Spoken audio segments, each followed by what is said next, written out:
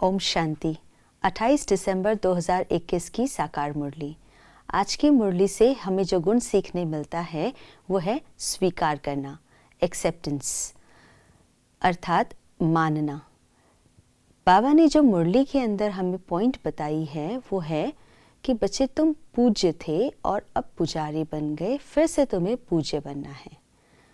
तो इस पॉइंट से हमें सीखने मिलता है कि कैसे हमारी स्थिति 100% प्योर थी, हम सत्तो गुणी आत्मा थे और उसी स्थिति तक हमें फिर से पहुंचना है। जब ये बात स्वीकार करेंगे तभी हम उस पर पुरुषार्थ कर सकेंगे। जैसे कि एक विद्यार्थी को पता है कि 20 मार्क्स का या 50 मार्क्स का या 100 मार्क्स का एग्ज़ाम है, तो वो उस अनुसार प्रिपरेशन करता है और उसमें सफलता प्राप्त करता है।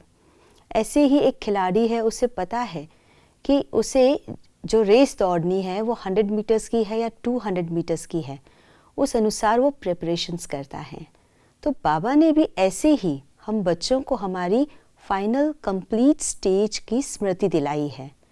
हम दैवी गुणों से संपन्न आत्माएं थे, सतयुगी सतो प्रधान आत्माएं थे और आज हमारी स्थिति जो है वो सतो प्रधानता से नीचे आ गई है और हमें फिर से उस सतो प्रधान स्टेज तक पहुंचना है।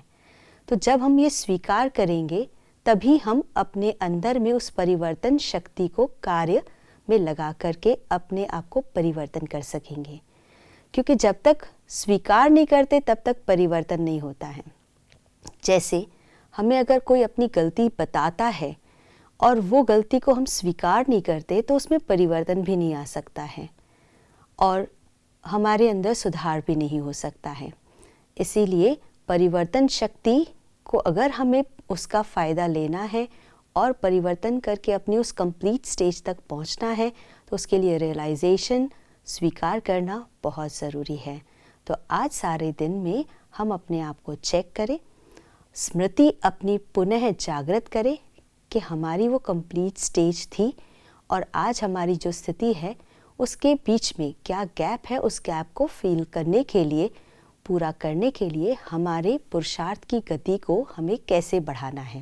क्योंकि जितना समय कम होता है और सिलेबस ज़्यादा होता है तो पढ़ाई का समय ज़्यादा देना पड़ता है।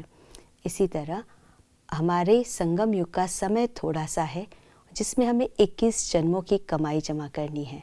तो इस समय पर हमें हर पल परमात्मा की याद से, दैवी गुणों के अभ्यास से अपनी स्थिति को संपन्न बनाना है। तो आज अपने दैवी गुणों की प्रैक्टिस भी करेंगे और अटेंशन दे करके अपने अंदर क्या परिवर्तन करना है उस परिवर्तन शक्ति को कार्य में लगाकर उसका बेनिफिट लेंगे। ओम शांति।